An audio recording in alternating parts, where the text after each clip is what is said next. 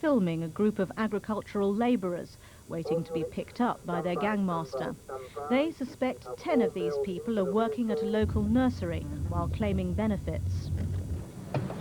Arriving in convoy, the officers move in to the greenhouse where most of the claimants are thought to be working. It quickly becomes clear their suspicions are well-founded. You signed on yesterday. Yep. Where did you sign on? Of 70 people interviewed, a quarter are receiving benefits they're not entitled to. We've gone and interviewed the people in the glass houses, and we've got several people who've withdrawn claims to benefit today. Last year, in operations like these, benefit inspectors detected fraud worth more than £80 million. But that's just a tiny fraction of the £4 billion, which is estimated to be stolen by cheats every year. The Social Security Minister, Frank Field, fears the true level of fraud could be even higher. Visiting investigators in central London today, he is expected to reveal new evidence, suggesting fraudsters could be getting away with as much as £7 billion. The stakes are high.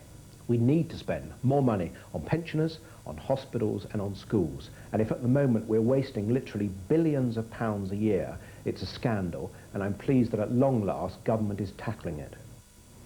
But poverty campaigners say the government figures overestimate fraud and could lead to genuine claimants being penalised.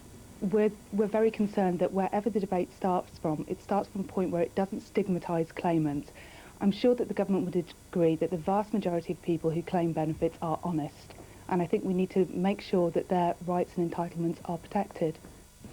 Operations like this in Hull may produce small successes, but investigators are outnumbered and outgunned. This afternoon, the government will explain how it plans to redress the balance, using computers to arm the benefits agency with better information and stronger financial penalties to deter the cheats. Kim Catcheside, BBC News.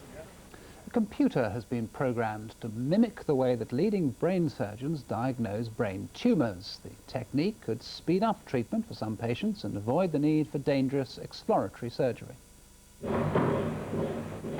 To diagnose brain tumours, doctors rely on what's known as a magnetic resonance scan. These produce an electronic signature unique to each brain and highly complex. They're difficult to interpret, and so most doctors carry out surgery to remove a small sample of the suspected tumour and analyse it under a microscope. But now, scientists have developed a computerised technique that interprets these scans better than most doctors and almost as well as leading specialists. What it will mean is that without doing any sort of surgery on the patient, it will be possible to diagnose and to grade, to decide how malignant a tumour is, even without touching the patient, just having them lie in the magnet. There's a 10-minute scan coming up now.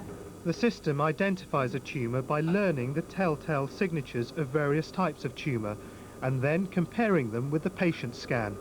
If the computer recognises a tumour, it draws on a database to diagnose its type and severity. If used routinely, this new pattern recognition system will make exploratory surgery unnecessary in most cases. Not only will this save money, but the researchers here hope it'll improve treatment and save lives. Simon Cudlip, a neurosurgeon, knows of patients who've died following exploratory surgery. There is always a risk attached, and there's about a 1% mortality from doing stereotactic biopsy, and about a 3% rate of serious complications, which obviously we would like to avoid.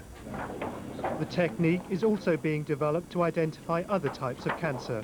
Once perfected, the machine will be pitted against leading specialists to see whether man or machine gives a better diagnosis. Pallab Ghosh, BBC News.